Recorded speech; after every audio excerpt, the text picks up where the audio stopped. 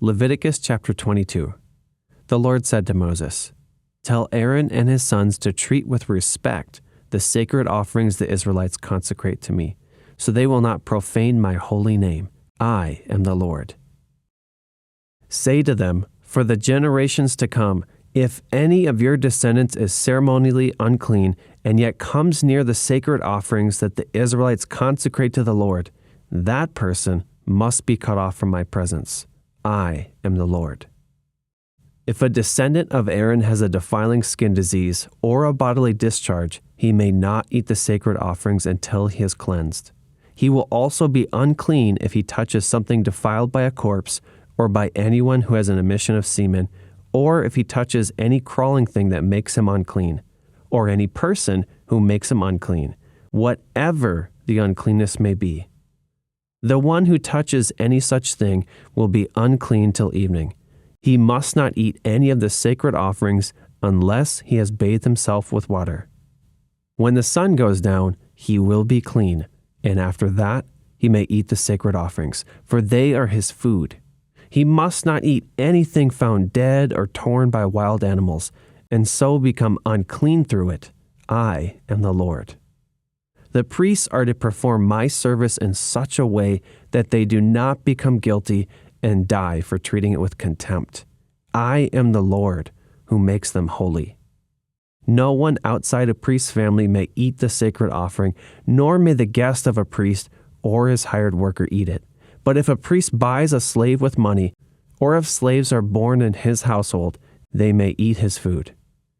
If a priest's daughter marries anyone other than a priest, she may not eat of the sacred contributions. But if a priest's daughter becomes a widow or is divorced, yet has no children, and she returns to live in her father's household as in her youth, she may eat her father's food. No unauthorized person, however, may eat it. Anyone who eats a sacred offering by mistake must make restitution to the priest for the offering and add 1/5 of the value to it. The priest must not desecrate the sacred offerings the Israelites present to the Lord by allowing them to eat the sacred offerings and so bring upon them guilt requiring payment. I am the Lord who makes them holy.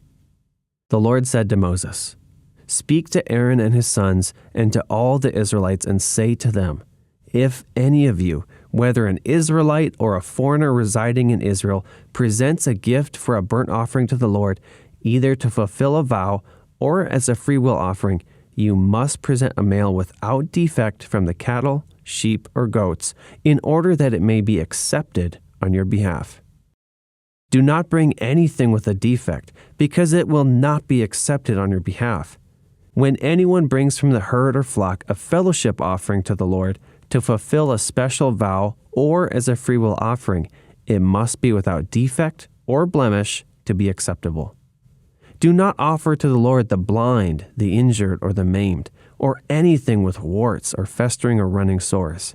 Do not place any of these on the altar as a food offering presented to the Lord. You may, however, present as a freewill offering an ox or a sheep that is deformed or stunted, but it will not be accepted in fulfillment of a vow. You must not offer to the Lord an animal whose testicles are bruised, crushed, torn, or cut.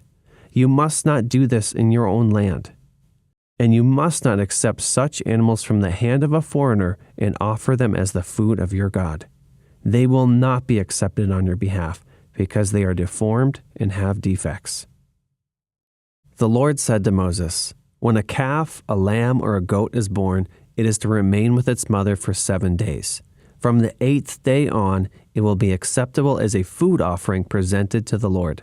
Do not slaughter a cow or a sheep and its young on the same day. When you sacrifice a thank offering to the Lord, sacrifice it in such a way that it will be accepted on your behalf. It must be eaten that same day. Leave none of it till morning. I am the Lord. Keep my commandments and follow them. I am the Lord. Do not profane my holy name, for I must be acknowledged as holy by the Israelites. I am the Lord, who made you holy and who brought you out of Egypt to be your God. I am the Lord." Comment Amen and subscribe to read the rest of the Bible with me.